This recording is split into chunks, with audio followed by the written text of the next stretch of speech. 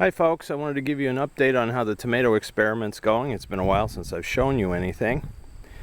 This is where they are right now. They're starting to come in. I've been picking cherry tomatoes, I'll show you those in a minute, for a few weeks now. And I think for about the past week and a half I've started to get some of the bigger ones. Not the real big ones yet, but the larger tomatoes in the cherry. Or actually grape, these are grape tomatoes. But as you can see, the plants have really done well here as far as taking off, and they are bearing quite a bit. You can see a lot of the green ones still down on there yet. I haven't started picking from them, and then some of these that aren't quite as far along. I think these are like the big beefsteaks and stuff, but some of these others, you can see how heavy they're bearing on the. And I have them, most of them off the ground, so they should be okay. Now remember, the height of this is about, well, the panels were 50 and they're off the ground at least 6 inches, so it's at least 56 inches. So I guess you could say basically that plant's up about 5 feet off the ground. So they've done very well, and you can see how bushy they've become. Now the one thing that I found is all the plants down close to this corner of the garden are a whole lot more bushy than the ones down on the far end. And I think the reason for that is when my wife cleans out the chicken house, she dumps the old straw and the chicken manure right there in that corner, and then off season I can scatter it throughout the garden. But what it's done is it's made this corner of the garden very nitrogen rich, because chicken manure is rich in nitrogen, which is good if I was growing sweet corn. But for tomatoes, that what it does is it gives you a lot of green, but not necessarily a bigger yield. It gives you more plant because the nitrogen pushes the plants, as you can see here, how thick they are, and they are bearing. I mean, it's not like they're bare, but the quantity isn't quite as much in these, because there's more energy being put into the plant than the fruit. Now, I've still got a long way to go with these tomatoes. As I said before, I had planted them late. So here we are halfway through August, and I'm just starting a tomato harvest. So these should go, if the weather holds, we should be well into September, and towards the end of September, till we finally finish picking. And these will continue to grow. These are not what they call determinate type of tomatoes that only grow so high and stop. As far as I know, these are indeterminate, so they'll just keep growing. But I just got to make sure that that I bring the fruit to full ripening. I mean, as you can see, there's still an awful lot of green ones on there that are growing, and there are some that are turning red. I'm just showing you some of the different varieties here. I can't remember, I planted 4 or 5 different varieties, some large ones, some just more like slicing tomatoes that were supposed to be heavier bearing. I never want to plant one kind, because I don't want the problem if something happens to the one, then I have no crop. But and I'll show you more of these as I walk around. Now, a couple things that I wanted to mention too. First of all, it has been incredibly dry this summer. In the last month to 6 weeks, we may have gotten an inch of rain, and about four storms possibly of a quarter inch. These brief showery things, we got about a quarter inch each time. So these tomatoes would not look like this if I wasn't watering them every other day, and I haven't watered in 2 days, so they're starting to show dryness again. So I will have to do that again. I usually do it in the evening. Now, the problem with that is there's a greater chance of blight, because if the plants stay wet, overnight, they don't have time to dry out, then the bacteria that causes the blight can invade them easier.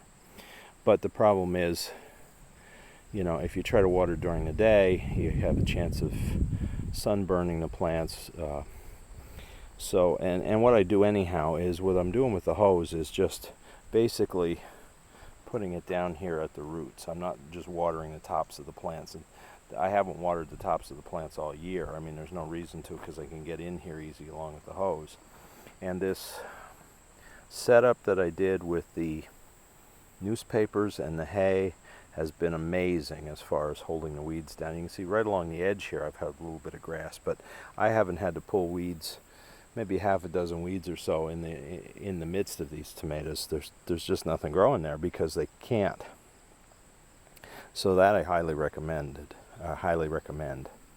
Now the issue with the blight, let's see if I can show you. You can see it here on some of those leaves, and some are worse than others, I realize, on there. If you get, I'm just walking around while I'm talking here, if you get leaves that start to turn a yellowish color and they get these black spots on them, that's early blight. That's not the serious kind of blight, but it can affect your yield. It will destroy some of the foliage. It starts from the root up, works from it because the spores or whatever it is that's causing the early blight, I can't remember off the top of my head, comes from the ground, so it works up. Now, I have a spray that I had gotten. It's like a copper solution that's supposed to control both early and late blight. And I've sprayed them now twice to try to control it. After the leaves turn that color, they don't recover, but the goal is to keep the rest of the plant healthy. So I've sprayed it twice. You can spray 7 to 14 day intervals, and I'm going to do some more spraying, probably at least a couple more times. Don't want to spray right before I pick, obviously, but I want to, with all these tomatoes that are growing on here, I don't want to lose them. I don't want the plants to die off and then have all these half-grown tomatoes. So, and as you can see, there's still a number here that have blossoms on that haven't even started yet. So I've got to work on that. But I'm thrilled with the tomato crop, the way these plants look this year, and I'm just starting to pick, like I said. Tomatoes look pretty good. There's some that have some blemishes on them, of course, but that's normal. Let me show you, there's one here that I had seen. This is going to be a big beefsteak here. I don't know if you can see that right. I don't want to pull it out, but you can see how big it is already, even though it's still just pretty green. So if I get a lot more like this will be great for making sauce and other things. I've heard on the news that there may well be a tomato shortage this year because of the severe drought in California. Since they said California produces, I think they said 25% of the USA's tomatoes, and the crop is almost a total loss because of, they have like a 100-year drought, or a 1,200-year drought going on there. Plus the environmental kooks are diverting the water to keep the fish in the San Francisco Bay happy. You know, it's that kind of crap too. But it may be more critical to have a good tomato crop this year so that I can make some other products. My wife can make some other products. I know she has a homemade ketchup recipe. I know we'll do more tomato juice this year in addition to spaghetti sauce and pizza sauce. Maybe we'll do some salsa. It's all going to depend on how many tomatoes we get. We still have a fair amount of sauce left from last year, so we're doing well with it, but I don't want to take any chances. If there's going to be a shortage, we'll just do our own. So, and I'm sure many of you are doing that too, so it's wise to do so. Now, while I'm here, I'll also give you an update on the pole beans since they're here in the same garden. And again, the other experiment this year. They're coming slow, and when I'm picking, I'm not getting a whole lot at a time. I've never done pole beans, so I don't know how their yield compares to bush beans. But as you can see, some of these plants have really just taken off. You know, they are, and again, this was that piece of rebar mesh, and that height right there is a good, I'm going to say a good 5.5 feet. It's almost at eye level with me there, so it's not, so they're up that high. They've come all the way from the ground up, and there's some that are multiples around there. I think a lesson I've learned for next year, and maybe this is something for those of you who've never tried this. Since I had them planted before I put the wire or the framework up, I couldn't do this year. But next year, I think when I go to plant, after I till the furrow here, I'm going to try to align each bean seed that I put in with one of these upright shafts, so that hopefully there'll be a vine on each shaft from each plant that's directly below it. I don't know if that'll work, but I'm going to try that maybe for next year, because it is a little spotty here, and I knew it probably would be with my first attempt. And I have two different kinds of pole beans here. These look like they're a little later, a little smaller. I think these were known as Kentucky Wonder.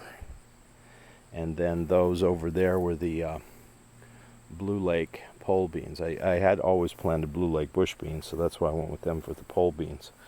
And maybe these are just later. Maybe they'll be prolific once. As you can see, there's still an awful lot of blossoms on here.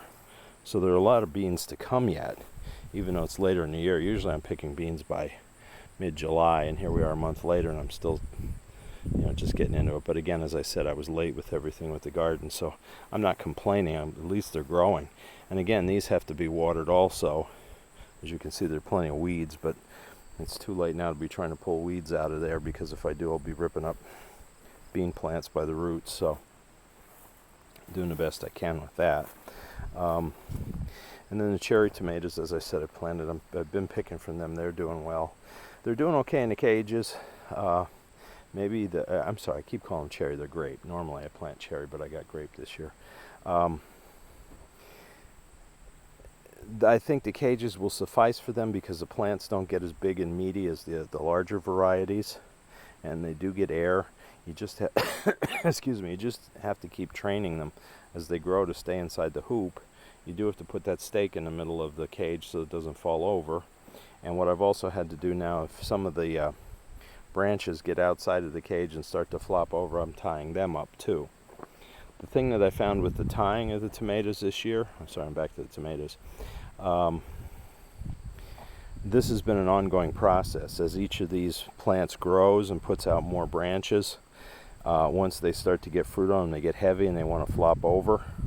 So I initially tied everything up, and now, as you can see, I've got this whole web of strings here, because I want to try to keep them off the ground, keep them growing vertical and not horizontal. I'm on my second ball of string, so that's kind of a couple times a week I'll come out, and if I see anything that's flopped over, I'll just put some more string on it and pull it up. So they're not doing bad, but it's just, I don't know if I had planted them a little closer to the framework, started tying them up earlier, if I wouldn't have this problem. Some are weaving in and out of the framework, some are not. But that's okay. I mean, they're still in much better shape than if they were in cages flopping over or just on the ground. So just keep in mind that if you're going to tie them up with string like I have, it's an ongoing process throughout the summer, and you're going to use a fair amount of string. Now again, this is still less work than constantly having to pull weeds around them and try to and get frustrated because you go to pick a tomato and it was laying on the ground and a rabbit took 2 or 3 bites out of it, or worms did, or it got a little bit of spoilage on it. So it's still worth it in my mind, at any rate.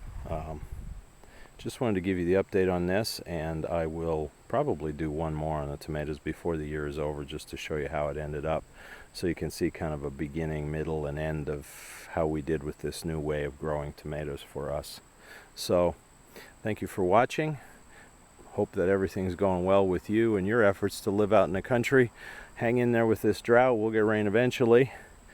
Please like and subscribe our channel as we live in the country on a shoestring.